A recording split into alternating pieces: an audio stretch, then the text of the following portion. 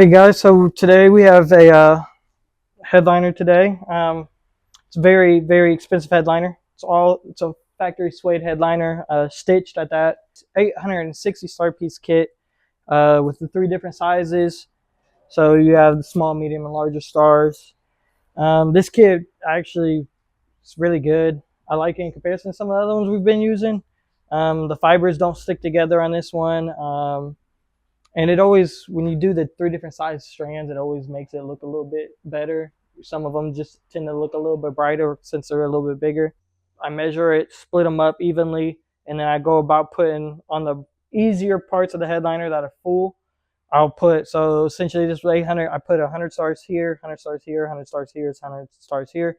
And then I followed up front, trying to make it look even in comparison to what the backside was. And I took whatever stars I didn't use up front and just kind of spread it out through the rest of the headliner. So I used every single star that we have. This one came with a little bit extra, so we do have some extras. So we might end up poking a little bit extra. And but after we kind of figure out how many we go about drilling them. We obviously use three different size strands, so we had to use all three different size bits. Um, the X's on this one represent the medium size, and the circles represent the bigger ones. So there was about, I think, 40 of the medium size and 20 of the bigger ones.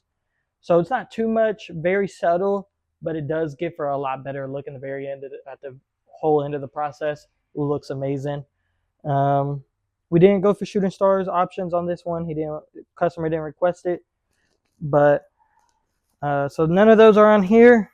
But going about poking this strands through, got obviously 860 piece kit, 860 stars poked through.